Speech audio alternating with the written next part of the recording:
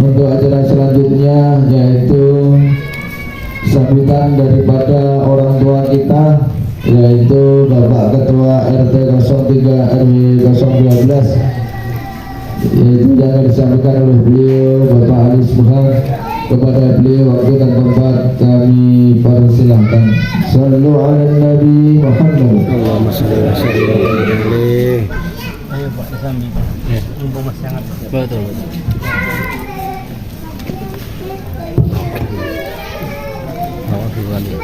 Sambutan Mas. Assalamualaikum warahmatullahi wabarakatuh. Waalaikumsalam warahmatullahi wabarakatuh. Alhamdulillah. Alhamdulillah rabbil alamin wa bihi nasta'in wa ala umuri dunya wati wassalatu wassalamu asrafil anbiya'i wal mursalin wa ala alihi wa sahbihi ajma'in, amma ba'du. Yang pertama, marilah kita panjatkan puji syukur kehadirat Allah Subhanahu wa taala yang mana telah memberikan kesehatan kepada kita semua sehingga kita semua bisa hadir dalam acara malam hari ini. Salawat serta salam tidak lupa kita haturkan kepada junjungan kita Habibana wa Nabiyana Muhammad sallallahu alaihi wasallam, kepada keluarganya, sahabatnya, serta seluruh pengikutnya, termasuk kita semua yang selalu menjalankan sunnah-sunnah beliau. Mudah-mudahan kita semua mendapat syafaat di hari yang mulia nanti. Amin ya rabbal alamin. Yang pertama yang saya hormati Al-Mukarram Al-Ustaz Muhammad Setiadi. Alhamdulillah beliau sudah hadir di tengah-tengah kita. Mudah-mudahan beliau selalu diberikan kesehatan, diberikan anak-anak yang soleh dan solehah, dan menjadi keluarga yang sakinah, mawaddah dan warahmah. Amin ya rabbal alamin. Yang kedua yang saya hormati bapak-bapak dan ibu-ibu yang sudah hadir dalam acara malam hari ini, yaitu acara halal bihalal sekaligus pembukaan majelis taklim di RT 03. Yang pertama yang ingin saya ucapkan terima kasih kepada seluruh warga yang telah mempersiapkan acara pada malam hari ini sehingga acara bisa berjalan dengan lancar. Mudah-mudahan tidak ada halangan satu apapun. Amin. Pada kesempatan malam hari ini yang ingin saya sampaikan sesuai dengan temanya yaitu halal bihalal, maka saya selaku pribadi dan atas nama pengurus ingin mengucapkan mohon maaf lahir dan batin. Mohon dibukakan pintu maaf yang sebesar-besarnya, karena kami tentunya banyak salah mungkin dalam menjalankan amanah, karena itu semua adalah mungkin dari sifat kami sebagai manusia, tempatnya salah dan hilang. Mohon dibukakan pintu maaf yang sebesar-besarnya. Selanjutnya kami atas nama pengurus juga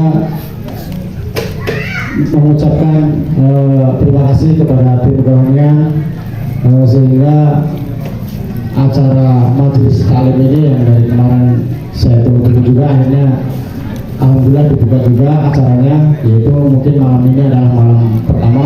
Insya Allah sudah berkelanjutan seperti biasa. Mungkin dari saya itu saja, tidak panjang lebar. Bila taufiq wal hidayah. Wassalamualaikum warahmatullahi wabarakatuh.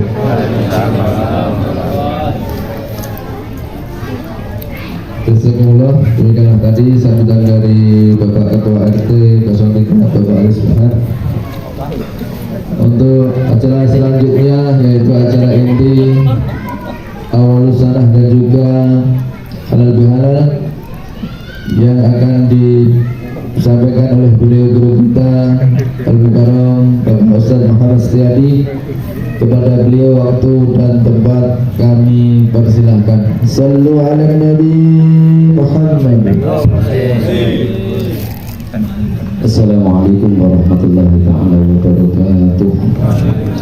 Ya Rasulullah Sayyidina wa Maulana Muhammad sallallahu alaihi wasallam wa ala alihi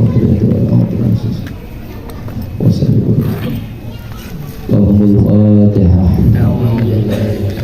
Bismillahirrahmanirrahim.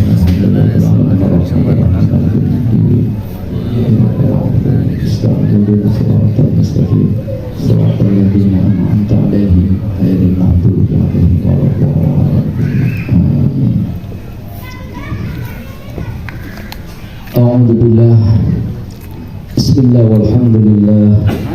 Wassalatu wassalamu ala Rasulillah Sayyidina Muhammad ibn Abdullah wa ala alihi wa sahbihi wa mawalah. Wala hawla wala quwwata illa billah. Subhanaka la ilma lana illa ma 'allamtana innaka antal alimul hakim. Wa bismillah sadri wa sirri amri wa hlul 'uqdatam min lisani yafqahu qawli amma ba'd. Hadratul kirama para alimul ulama, para masyayikh, para asatidah dan asatidah, wabil khusus orang tua kita, pendidik kita yaitu Bapak RT, dan wabil khusus segenap para asatid sesi kerohanian di RT 3. Para hadirin wal hadirat, bapak-bapak, ibu-ibu rahimakumullah. Pertama, marilah kita panjatkan puja dan puji syukur kehadirat Allah Subhanahu wa Ta'ala, yang mana pada kesempatan malam yang berbahagia ini, alhamdulillah, kita senantiasa dihadirkan di tempat ini dalam rangka silaturahim, dalam rangka talabul ilmi, dalam rangka halal bihalal, walaupun sudah terlambat, tapi tidak apa-apa, daripada tidak sama sekali mendingan terlambat. Tapi insya Allah mudah-mudahan pada kesempatan malam hari ini Allah Subhanahu wa Ta'ala senantiasa memberikan kebaikan yang banyak buat kita semuanya, dan Allah Subhanahu wa Ta'ala senantiasa meridhoi kita semuanya. Amin ya Allah ya Rabbal Alamin. Salawat dan iring salam mudah-mudahan selalu tercurah limpahkan kepada junjungan kita Nabi Agung Nabi besar Muhammad sallallahu alaihi wasallam, para keluarganya, para sahabat-sahabatnya, dan kepada seluruh umatnya di zaman. Kita berdoa kepada Allah, mudah-mudahan kelak kita mendapatkan syafaat dari baginda Nabi besar Muhammad sallallahu alaihi wasallam. Ma'asyiral hadirin wal hadirat rahimakumullah. Pada kesempatan malam hari ini acaranya adalah pembukaan pengajian dan halal bihalal. Alhamdulillah, walaupun sekarang sudah di bulan Dzulqa'dah, tapi insya Allah berkah Pak, karena halal bihalal ya harus setiap hari, nggak usah nunggu bulan Syawal gitu ya. Jadi intinya kalau kita punya salah ya kita minta maaf. Kalau ada orang datang ke kita untuk memohon maaf ya kita maafin, begitu. Jadi setiap hari kalau kita memang salah, yang kaitannya salahnya kita kepada manusia, terlebih salahnya kita kepada Allah, setiap hari berarti kita harus memohon maaf. Itu harus setiap hari, gak usah nunggu bulan Syawal. Makanya sekarang di bulan Dzulqa'dah kita halal bihalal ya sah-sah saja, walaupun lazimnya halal bihalal ya di bulan Syawal, tapi ya sejatinya halal bihalal setiap hari. Begitu, jangan nunggu bulan Syawal baru kita mohon maaf ya. Jadilah kita ini adalah orang yang pemaaf. Antara suami istri, seorang suami berbuat salah sekalipun dia benar gitu, ya udah minta maaf, kan gak ada salahnya. Seorang istri ketika berbuat salah minta maaf, gak usah nunggu nanti, apalagi kalau udah lewat 3 hari nih benar ya, jadi dibatasi, pokoknya sebelum 3 hari harus sudah bayar. Pokoknya setiap hari ya udah harus halal bihalal terus pokoknya, antara kita dengan istri, antara kita dengan suami, antara kita dengan anak, antara kita dengan tetangga, antara kita dengan rekan kerja. Pokoknya setiap hari kita harus halal bihalal.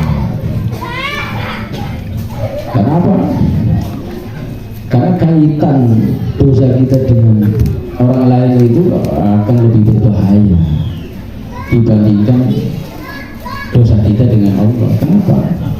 Karena kalau urusannya kita dengan Allah selesai ketika kita bertobat, kita minta maaf, memohon ampun kepada Allah, selesai. Sekalipun dosa itu dosa besar, bahkan sekalipun kita menjalankan dosa yang paling besar sekalipun, karena itu akbarul kabair, dosa-dosa besar. Yang pertama adalah asyirku billah, menyekutukan Allah. Itu kan dosa yang paling besar, yang nomor wahid itu. Pertama itu menyekutukan Allah. Tapi ketika kita sebelum kita meninggal, malam yusarhir, sebelum nafas ini sampai di tenggorokan, itu ketika kita minta ampun, memohon ampun kepada Allah, diampuni dosa-dosa kita. Tapi akan repot ketika kita mempunyai dosa, mempunyai salah dengan orang lain, sekalipun dosa itu cuma satu dosa. Ini kalau sudah sampai ke bawah mati, nggak selesai ini perkara, akan jadi masalah besar. Makanya Sufyan As-Sori pernah mengatakan, li antal Allah bisab'ina danban fima bainaka wa bainahu ahwanu alaika min an talqahu bidan bin wahidin fima bainaka wa bainal ibad. Jadi ketika orang berjumpa dengan Allah dengan membawa 70 dosa, yang mana 70 dosa ini kaitannya antara dia dengan Allah, itu lebih ringan dibandingkan ada seseorang ketika berjumpa dengan Allah namun dengan membawa satu dosa. Satu dosa ini kaitannya antara dia dengan orang lain. Masya Allah. Jadi kalau kita masih mempunyai kaitan dengan orang lain, akul adami ini masih ada ini ketika kita mati akan jadi masalah. Makanya nanti kelak di akhirat banyak orang-orang yang tersangkut dengan masalah, yang mana masalah itu antaranya manusia dengan manusia. Masalah dengan Allah beres, tapi masalah dengan orang lain masih panjang ya. Makanya kita di dunia ini ya, kita harus bisa membangun hubungan yang harmonis, yaitu dengan Allah dan dengan orang lain. Jadi jangan hanya sebelah. Misalnya kita membangun hubungan yang harmonis dengan Allah, dengan ibadah kita bagus, tapi hubungan kita dengan sosial nggak bagus, ini pun tidak bagus jadinya. Begitu juga sebaliknya. Ada orang yang membangun hubungan sosial yang bagus, tapi dengan Allah tidak bagus. Yang akan menjadi sempurna, yang akan menjadi keuntungan yang besar kelak adalah orang itu bisa membangun hubungan yang harmonis dengan Allah dan dengan orang lain. Vertikalnya bagus, horizontalnya juga bagus. Ini yang insya Allah akan mendapatkan keuntungan yang besar. Makanya di momen-momen Lebaran, di bulan Syawal atau di bulan-bulan yang lain, itu adalah apa? Kita saling menghalalkan, saling memaafkan. Ada orang punya salah, ya jangan malu untuk meminta maaf. Ini mentang-mentang karena di atasan dia bersalah dengan bawahan, dia gengsi, nggak mau meminta maaf duluan. Nggak perlu seperti ini ya. Kapan kita punya masalah, kapan kita berbuat salah dengan orang lain, maka di saat itulah kita memohon maaf. Nggak usah malu, nggak usah gengsi. Begitu juga ketika ada orang lain datang ke kita untuk meminta maaf, kita maafkan. Sebesar apapun kesalahannya kita maafkan. Barangkali pernah nyakitin hati kita, pernah melukai hati kita. Ketika orang itu memohon maaf, ya udah kita maafkan, kita bebaskan. Bahkan lebih baik lagi, sebelum orang itu datang untuk mohon maaf, orang itu sudah aku maafkan. Inilah akhlak yang dicontohkan oleh Kanjeng Nabi Muhammad SAW. Kanjeng Nabi tidak pernah mempunyai dendam kepada siapapun, termasuk kepada musuh-musuh beliau, termasuk kepada orang-orang yang kafir Quraisy yang benci kepada beliau, yang melangkai beliau. Beliau kanjeng Nabi Muhammad SAW tidak pernah menyimpan rasa dendam sedikit pun dan tidak pernah berandai-andai untuk membalas kejahatan orang yang melakukan kejahatan kepada kanjeng Nabi Muhammad SAW. Inilah akhlak yang dicontohkan oleh kanjeng Nabi. Makanya dalam Al-Quran, wal 'afina 'anil nas, memaafkan kesalahan orang lain itu adalah merupakan ciri orang yang bertakwa. Itu karena ini berat, ya, berat. Orang yang pernah menyakiti hati kita, ketika kita tidak merelakan memaafkan, kan berat. Kadang-kadang rasa dendam masih, ya, ada di dalam hati, apalagi kalau udah sifatnya itu menyangkut harga diri, masya Allah, ya. Coba harga diri kita dengan kanjeng Nabi nggak ada bandingannya, jauh, ya. Kita masya Allah ibarat batu, kalau kanjeng Nabi itu intan berlian yang mahal harganya, kalau kita batu koral jauh. Baina sama wa baina sumur sa, antara langit dengan sumur sa. Apa Pak sumur sa? Udah sumur tapi kering, bukan bumi lagi tapi bumi yang dikepuk. Itu antara nabi dengan kita. Baina sama wa sumur sa, itu antara langit dan bumi yang digali, jauh. Tapi apa kanjeng Nabi? Ketika beliau dihina, beliau nggak marah. Harga beliau diinjak-injak, beliau nggak marah. Tapi satu hal yang beliau bikin marah, yaitu ketika agama dihinakan, agama diolok, baru beliau marah.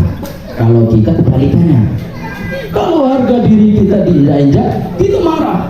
Tapi ketika agama kita diinjak-injak, kita terlalu cuek untuk itu. Itulah bedanya kita dengan Nabi. Makanya masya Allah, orang yang paling bebas, orang yang paling merdeka adalah orang yang tidak mempunyai hubungan dengan orang lain dengan hubungan yang buruk. Satu lawan begitu banyak, 1000 kawan begitu sedikit. Ya, diusahakan kita nggak punya musuh.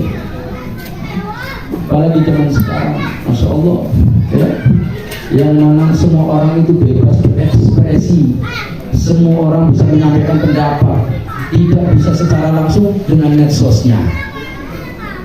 Orang mau menghujat tidak bisa menghujat secara langsung dengan medsosnya, menghujat dengan sindirannya, dengan lain sebagainya. Masya Allah, ini dosa-dosa jariah itu seperti ini. Masya Allah, ada fitnah, kita terima berita fitnah, berita kebohongan, kita terima kemudian kita share. Berarti kita mempunyai sangkut paut dengan orang yang diberitakan itu. Kalau beritanya salah, lebih parah. Beritanya yang benar, kalau memang orang itu nggak suka, itu akan jadi bahan hibah. Kalau salah jadi fitnah. Artinya apa?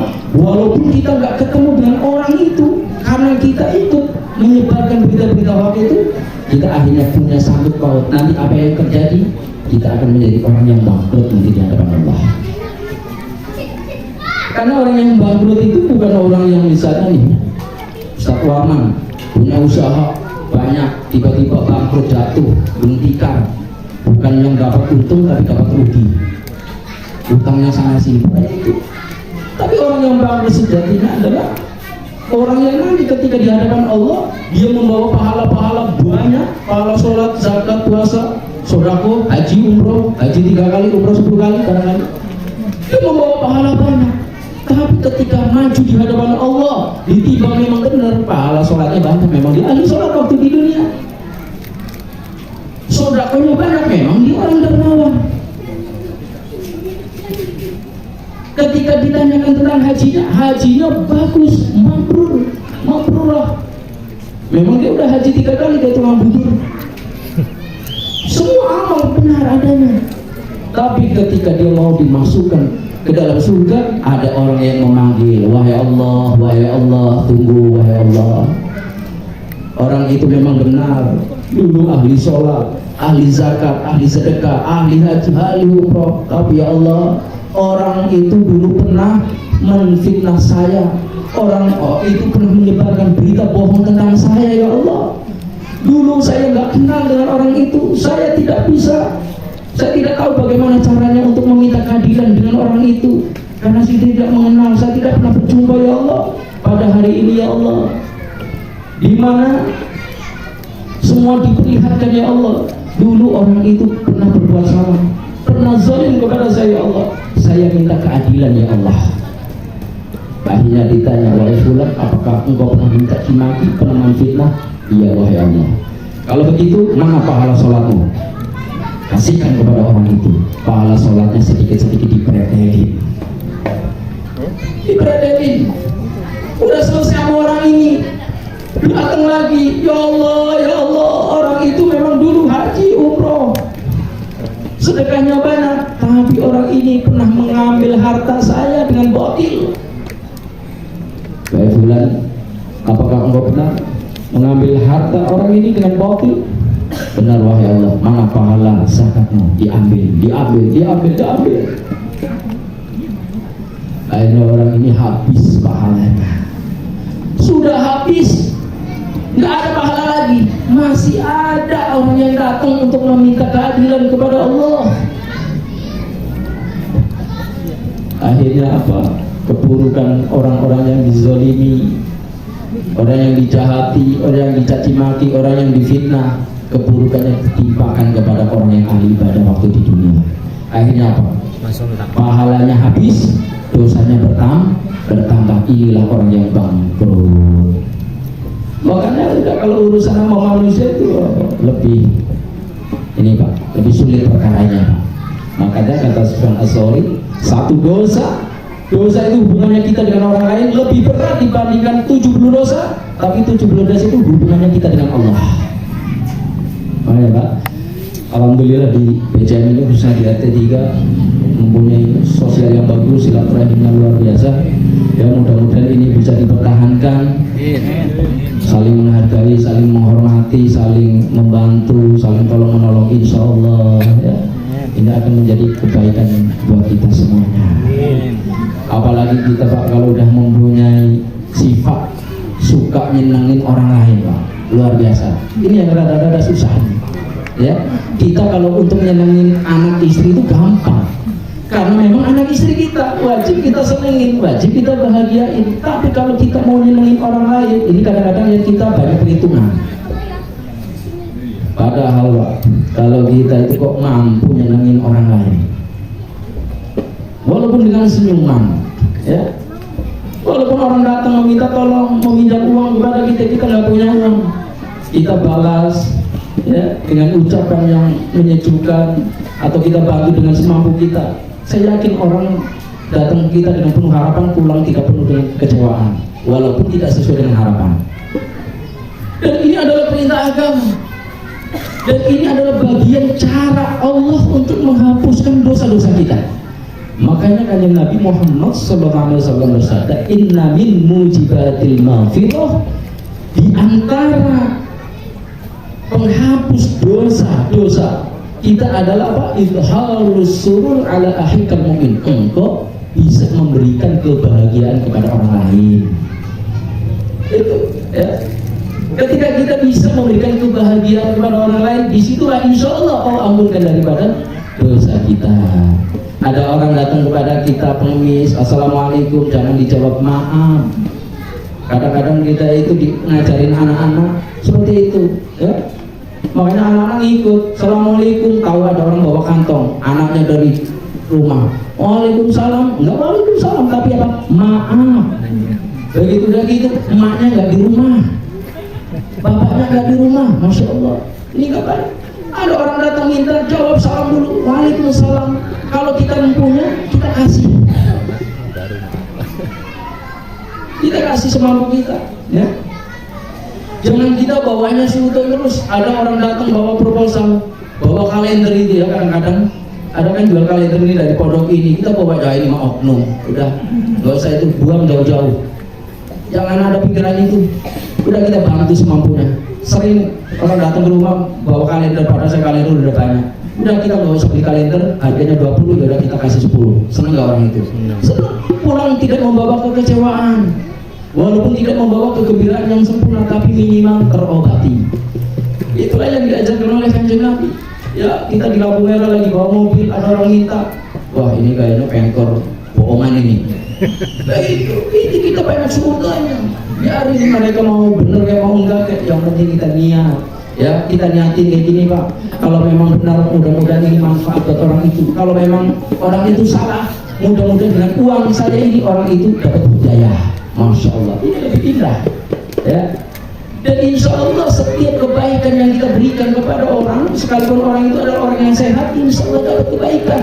Makanya kata Imam Suyuti, ya, kebaikan itu ada 5 macam ragamnya. Sedekah kita ada 5 macam ragamnya, di antaranya walaupun sedekahnya kita kepada orang lain yang sehat itu masih dapat 10. Masya Allah. Jadi nggak sia-sia Pak. Ya. Nah, ini kadang-kadang bohongan, nggak ada dasarnya boleh. Itu pura-puranya, wah ini bohongan, itu oknum, itu jangan terkaya. Udah biarin aja Pak. Insya Allah dia kaya berarti kita yang memberi tambah kaya. Lebih kaya insya Allah, mustahil orang yang menerima itu dia lebih kaya dari kita. Yang jelas tangan yang di atas itu lebih kaya dibandingkan tangan yang di bawah. Itu secara ilmiahnya seperti itu, walaupun secara logika dia punya BNP gara-gara ngemis, kita cuma punya Fabio, biarin Pak. Tapi sejatinya insya Allah kita lebih kaya karena tangan di atas lebih mulia daripada tangan yang di bawah. Masya Allah. Itu Pak. Ya. Jadi kita insya Allah hidup seperti itu, insya Allah kita enak, nggak punya beban, nggak banyak suudon, begitu. Ya. Jadi kalau orang sudah pintar membangun hubungan yang harmonis dengan Allah, ya, insya Allah orangnya tenang. Penyebab, salah satu penyebab kesusahan dalam hidup, kerupakan dalam hidup itu cuma yaitu orang itu tidak bisa membangun hubungan yang baik dengan Allah dan orang lain. Ya, makanya dalam Al-Quran itu kalau nggak salah ayat ini, kulibat alaihim, kesusahan itu akan tertimpa kepadanya. Ya. Orang itu akan mendapatkan kesusahan, kepayahan, kecuali orang itu bisa membangun illa bihabbi minallah wa habbi minannas. Kecuali orang itu bisa membangun hubungan yang baik dengan Allah dan dengan orang lain. Jadi konsepnya apa? Sekalipun orang itu kaya, jabatannya tinggi, tapi dia nggak pinter bangun hubungan baik dengan Allah, dengan orang lain, nggak bakalan senang orang itu. Nggak bakalan senang. Tapi sekalipun kita hidup pas-pasan, ya, gaji belum naik-naik, ya, bonusnya kecil atau nggak dapat bonus, tapi kalau kita pintar membangun hubungan yang baik, masya Allah, sosialnya bagus, kemudian hubungan kita dengan Allah bagus, insya Allah kita akan menjadi orang merdeka. Insya Allah Pak. Jadi Bapak Ibu yang saya muliakan, inilah ya, ini hikmah dari Allah itu seperti itu. Jangan apa laganya doang, judulnya halal bihalal, tapi masih ada dendam di antara kita. Ya. Iya halal, tapi utang tetap harus bayar loh. Nah, itu dendam yang terselip. Masya Allah. Jadi begitu Pak, syukur-syukur ada orang utang, bebasin Pak, Masya Allah. Ya. Gitu, bebasin hutang orang lain, bisa nggak Pak kita? Bisa ya? Bisa, alhamdulillah. Siapa yang bilang bisa? Nanti saya utang Pak. Ya, PRT saya utang ya, nanti dibebasin gitu. Masya Allah. Itu kan Nabi selalu membebaskan orang yang berhutang. Bahkan beliau ketika beliau tidak mampu, ya, ada orang datang ke beliau untuk menghutang kepada beliau. Kemudian beliau mengatakan bahwa saya nggak punya uang untuk bisa kamu hutangi. Jadi kalau begitu kamu datang ke sana, bilang aja nanti kamu pinjam uang ke sono tapi atas nama saya. Masya itu kan Nabi. Ada orang datang, orang susah, kita bantu kepada Nabi nggak mampu. Nabi menyuruh orang itu untuk datang kepada sahabatnya. Nanti kamu bilang, nanti tanggungannya biar Rasulullah yang membayar. Kira-kira kita seperti itu nggak Pak? Ada orang datang, kita nggak punya uang, datang ke Pak RT ya, nanti bilang Pak RT yang utang atas nama saya. Ya, kira-kira kita seperti itu Pak? Iya Pak ya, alhamdulillah, Masya Allah. Itu ya. Jadi ini kesolehan sosial yang harus kita bangun Pak. Ya. Jadi harus kita bangun. Makanya kita punya Pak RT, yang bisa menyatukan seluruh masyarakat warganya, ini harus kita dukung. Syukur-syukur RT seumur hidup. Amin. Tenang, sekarang RT dapat gaji sebulan 5 juta dari PT-nya. Enak bener, kalau 5 juta saya juga mau Pak jadi RT. Masya Allah. Jadi Bapak Ibu yang Allah muliakan, ini katanya di RT 3 ngajinya mau bapak-bapak ibu-ibu mau bareng, ya enggak apa-apa, biar satu frekuensi, satu paket. Lah ini nanti guru istrinya beda, guru bapaknya beda, nanti padu di rumah. Oh kata guru saya, ustaz saya gini, kata istrinya, tapi kata guru saya seperti ini. Wah repot ini. Jadi nggak satu frekuensi ya, tapi kalau bareng insya Allah sepaket begitu. Insya Allah ibu-ibu ini ya Bu ya, mudah-mudahan ikut ngaji terus Bu. Ini katanya masih program, mudah-mudahan ya bisa terlaksana. Amin. Ya, Amin. insya Allah biar kompak. Pokoknya kalau udah ada ibu-ibu beres Pak, masalah makan-makan tenang. Makanya kalau kepengen mengadain acara, ibu-ibu harus dilibatkan. Insya Allah ya. Insya Allah Bu ya, justru ibu-ibu tuh paling enak. Bapak-bapaknya nyari duit di luar sana susah, kadang-kadang bercampur dengan keringat dan darah. Artinya apa? Susah, keras ya, apalagi yang pegawai yang di luar ruangan itu panas. Tapi ibu-ibu di rumah, insya Allah pahalanya ibu-ibu yang di rumah tidak kalah dengan pahalanya bapak-bapak yang berjuang keras. Pahalanya laki-laki yang mempunyai pahala jihad besar, tapi bagi seorang istri pahalanya akan sama dengan pahala jihadnya laki-laki. Makanya ibu-ibu datang kepada Rasulullah, ada delegasinya ibu-ibu datang kepada Rasulullah, ya Rasulullah, kami ini delegasinya ibu-ibu di luar sana, kami mau menyampaikan tentang perkara pahala jihad. Suami-suami kami jihad, kalau suami-suami kami terluka dapat pahala besar, kalau laki-laki suami kami meninggal syahid. Lalu ini bagaimana posisinya? Sedangkan kami ini para istri yang setiap hari meladeni suami kami, yang menyiapkan peralatan perang untuk suami kami, bagaimana keadaan kami? Apakah kami akan mendapatkan pahala yang sama? Padahal pahala jihad itu luar biasa. Orang yang mati syahid itu akan mendapatkan kebahagiaan yang luar biasa, yang sangat dirindukan. Makanya dalam riwayat, orang-orang yang mati syahid ini dikumpulkan satu kelompok oleh Allah di dalam surga, diberikan kenikmatan apapun yang dia minta dikasih oleh Allah. Kemudian Allah berfirman, wahai para mujahid, orang-orang yang mati syahid, silahkan kalian mau minta apa. Kemudian orang-orang yang mati syahid, Allah, kami ini mau minta apa? Ini udah surga, udah mewah, udah indah, apapun yang kami inginkan pasti engkau berikan. Lalu kami mau minta apa lagi? Akhirnya orang itu, baik kalau memang kami harus meminta kepada-Mu ya Allah, kamu meminta supaya kami dihidupkan lagi di dunia, kemudian kami jihad lagi, kemudian kita mati syahid lagi. Begitu juga selanjutnya, kami hidup lagi, mati lagi, hidup lagi, mati lagi dalam keadaan syahid. Itulah kebahagiaan yang luar biasa untuk kami. Masya Allah. Itu kira-kira pahala jihad. Dan ini para wanita-wanita ini kepada Rasulullah, kami ini yang setiap hari melatih suami kami untuk berjihad, apakah kami dapat pahala yang sama? Qala Nabi SAW, ablihi man lakiti minan nisa'i, wahai para wanita, sampaikan kepada perempuan-perempuan di luar sana bahwa wanita yang taat dengan suaminya dan memenuhi hak-hak suaminya, maka yang demikian itu sama pahalanya dengan jihad. Masya Allah. Enak.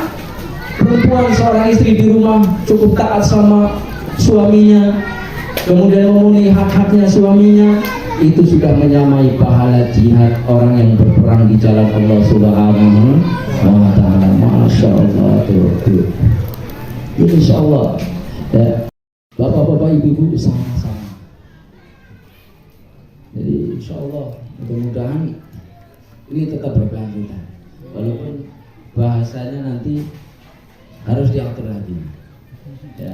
Kadang-kadang kalau ngajinya sama bapak-bapak, ngajinya ilmu fikih, kebetulan lagi bab-bab yang rada itu. Nanti kalau ada ibu-ibu kacau ini, rame gitu ya. Jadi ya insya Allah. Jadi pengajian ini ya harus kita rawat. Mau bentuknya apa, mau judulnya apa, yang penting ngaji. Itu Pak. Ya. Jangan ngajinya musiman, giliran halal bihalal ngaji, giliran rutinan biasa nggak ngaji. Kalau bisa jangan seperti itu kalau bisa. Tapi namanya uzur ya nggak apa-apa. Misalnya nih bulan ini kita bisa ngaji, bulan depan ternyata ada uzur ya biarin nggak apa-apa. Yang penting orang yang sudah istiqomah ngajinya, orang yang sudah istiqomah ibadahnya, jangan laku, jangan suka ngomongin orang yang belum istiqomah, jangan benci. Itu yang terpenting Pak. Kadang-kadang kita sudah rajin ibadahnya, rajin ngajinya, ndelong seorang belum ngaji, orangnya suka benci. Ini tidak boleh itu. Memang kita dianjurkan untuk benci dengan kemaksiatan, dengan perbuatan dosa, itu dianjurkan memang. Tapi kita nggak boleh membenci dengan pelakunya. Hati-hati loh Pak. Loh Allah itu maha membolak-balikan hati manusia. Ada yang paginya iman, sorenya kafir, sorenya kafir, paginya iman. Ya, makanya nggak sedikit orang-orang dulu ya, yang tadinya dia pendosa besar, pemabuk, dibalikan oleh Allah menjadi orang yang ahli ibadah. Sayyidina Abu Bakar Al-Bukhairah, beliau seorang perampok gunung, perampok besar. Setiap harinya ngerampok, begal, tapi dirubah oleh Allah menjadi waliullah, menjadi walinya Allah. Ya. Itu sangat mungkin bagi Allah. Makanya kita nggak boleh membenci ya, orang-orang yang masih terjerumus di dalam kemaksiatan dan dosa. Kita doakan seperti itu. Insyaallah. Ya. Tuhan Syekh Abdul Qadir Al-Jailani, mungkin bapak-bapak sering mendengar ceritanya. Dia seorang wali, Sultanul Aulia, pemimpinnya para wali di kala itu, Syekh Abdul Qadir Al-Jailani. Tapi beliau Masya Allah disadarkan, diingatkan oleh seorang pemuda yang tukang mabok. Ketika Syekh Abdul Qadir Al-Jailani berjalan dengan para santrinya, tiba-tiba dicegat sama pemuda yang tukang mabok. Ketika dicegat, langsung dipanggil oleh pemuda yang tukang mabuk dengan sebutan namanya, bukan dengan sebutan kemuliaan. Bukan kalau Pak Nur Wahid ketemu saya Pak Ustaz, enggak. Kira-kira kalau aku, Adi misalnya, kira-kira kayak itulah. Nah ini pemuda yang mabuk, pemuda lacu, ketemu Tuan Syekh, apa? Dia bilang, ya Abdul Qadir, baik Abdul Qadir, nggak pakai syekh-syekhan, nggak pakai bahasa kemuliaan, tidak. Kami menyebutnya, ya Abdul Qadir. Kata Syekh Abdul Qadir adalah baik, Masya Allah. Begitu mulianya akhlak Syekh Abdul Qadir Al-Jailani. Walaupun tidak dimuliakan, tidak dihormati dengan pemuda itu, tapi tetap sambutannya dengan penuh kemuliaan, la baik. Orang itu bertanya, ya Abdul Qadir, wahai Abdul Qadir, hal Allahu Qadir.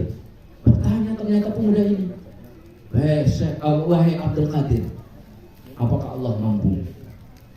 Kata Tuan Syekh, na'am, Allah Qadir, ya Allah mampu.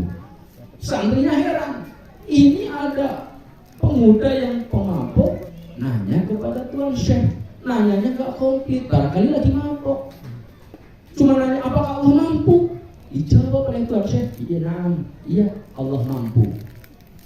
Syekh Abdul Qadir, Sultanul Aulia, mengetahui apa yang dimaksud dengan pemuda itu, walaupun pertanyaannya nggak komplit. Ditanya lagi yang kedua, ya Abdul Qadir, hal Allah Qadir, wahai Abdul Qadir, apakah Allah mampu? Tuan Syekh menjawab, na'am, Allah qadir. Ya, Allah mampu. Pertanyaan yang kedua, pertanyaan yang ketiga dengan pertanyaan yang sama, ya Abdul Qadir. Tetap songong orang ini, ya Abdul Qadir, hal Allah qadir, apakah Allah mampu? Di pertanyaan yang ketiga terdiam Syekh Abdul Qadir Al-Jailani, menangis, menunduk, kemudian bersujud kepada Allah. Kemudian setelah itu Tuan Syekh menyuruh kepada santri-santrinya untuk menghormati pemuda ini, bawa pemuda ini ke rumah, suruh bersih, kasih pakaian yang bagus, kemudian kasih makan. Masya Allah. Setelah itu santrinya nanya, wahai Tuan Syekh, kenapa engkau begitu mulia akhlakmu wahai Tuan Syekh, sekalipun dengan pemabok sekali. Wahai Tuan Syekh, tadi pemuda itu bertanya tapi bikin saya bingung karena pertanyaannya nggak komplit. Tapi engkau jawab, apa maksudnya pertanyaan itu? Kemudian Tuan Syekh mengatakan, wahai murid-muridku, apakah kalian tahu pertanyaan yang pertama adalah bahwa pemuda itu bertanya kepada aku, wahai Abdul Qadir, apakah Allah mampu memaafkan dosa-dosaku? Karena setiap hari ini aku bermaksiat kepada Allah. Setiap hari aku berbuat dosa kepada Allah, mabuk. Apakah Allah mampu memberikan maaf kepadaku? Maka aku jawab, Allah mampu. Sebesar apapun dosa seorang hamba, maka Allah Ghafurur Rahim, Allah Maha Pengampun. Kemudian yang kedua, pemuda itu bertanya, wahai Abdul Qadir, apakah kondisi saya saat ini yang pemabuk, berlumuran dengan dosa, Allah bisa membalikan diri ini menjadi seperti engkau sebagai hamba yang taat, bahkan sebagai walinya Allah. Tapi kami ini pemabuk, setiap hari berdosa. Maka aku jawab, kata Tuhan Syekh, Allah Maha mampu membalikan seorang hambanya. Kemudian pertanyaan yang ketiga, kenapa engkau menangis wahai Tuhan Syekh? Engkau tidak menjawab. Kemudian Tuhan Syekh mengatakan, wahai santriku, apakah kalian tahu? Pertanyaan yang ketiga itu membuat aku sedih, membuat aku takut, membuat aku nangis. Karena apa? Pemuda itu mengatakan, wahai Abdul Qadir, apakah Allah mampu membalikan posisimu yang saat ini engkau ada sebagai walinya Allah, sebagai orang yang taat kepada Allah, yang ahli ibadah, yang banyak ibadahnya, banyak ketaatannya, banyak amalnya. Apakah Allah mampu menjadikan dirimu menjadi seperti saya, sebagai pendosa, sebagai pemabuk? Disitulah aku menangis, kata Tuhan Syekh. Karena Allah Maha memampukan, Maha membolak-balikkan hamba-hambanya. Dan saya takut saya diposisikan seperti orang yang bermaksiat setiap harinya. Maka saya bersujud kepada Allah, saya berdoa kepada Allah supaya Allah tetapkan iman Islamku. Masya Allah, Pak. Ya. Jadi kita bersyukur yang kita sekarang sudah duduk di majelis ilmu, yang sudah sholat berjamaah di masjid, Masya Allah, yang dermawan. Kita bersyukur kita digerakkan oleh Allah untuk itu. Karena semuanya itu bukanlah keinginan kehendak kita, tapi itu semuanya adalah kehendaknya Allah. Ada tetangga kita, saudara kita yang belum bisa seperti kita doakan. Jangan kita benci, tetap kita ajak. Seperti itu. Maka dengan media-media seperti ini, insya Allah yang akan menjadi sebab turunnya hidayah untuk kita semuanya. Ya, jadi hidayah harus kita cari, harus kita perjuangkan. Ya. Begitu, jangan duduk di rumah pengennya kita kaya. Itu. Ya, kalau kita pengen kaya, kita harus bekerja. Kalau kita pengen dapat hidayah dari Allah, kita harus ikhtiar, berdoa, ya, berusaha. Masya Allah, seperti itu. Ya, Bapak Ibu yang Allah muliakan, itu kira-kira ya, hasil daripada perkumpulan yang baik itu seperti itu. Ya, banyak manfaatnya. Silaturahim bagus, ngaji jauh lebih bagus. Kenapa? Mengaji itu hukumnya wajib. Tidak hanya anak-anak kita yang masih ada di bangku SD, tapi minal madi ilal lahdi, dari lahir sampai dengan meninggal kita diwajibkan untuk menuntut ilmu. Kemudian insya Allah setelah ngaji ada makan-makannya. Itu kan ciri khas orang NU itu. Pokoknya setiap ada perkumpulan yang makan. Itu ciri khas. Insya Allah ada makannya kan Pak? Ada ya? Ya ada ya, ada. Saya lihat Mang Irin di belakang tadi, kayak ada dua. Kayaknya ada ya. Buat sini bukan? Buat sini ya. Alhamdulillah berkah buat Mang Irin. Ya. So, dapat berkahnya itu Mang Irin. Berkahnya dari mana? Ya dari RT 3 juga. Wasilanya RT 3 ada pengajian, Mang Irin dapat rezeki. Mudah-mudahan berkah semuanya. Yang memfasilitasi pengajian ini berkah semuanya, yang memperjuangkan majelis ini berkah semuanya, dan mudah-mudahan bapak-bapaknya, ibu-ibunya panjang umur, berkah semuanya, sehat semuanya, murah rezekinya, anak keturunannya yang soleh-soleha, yang alim-alimah, sugih dunya akhirat. Al-Fatihah.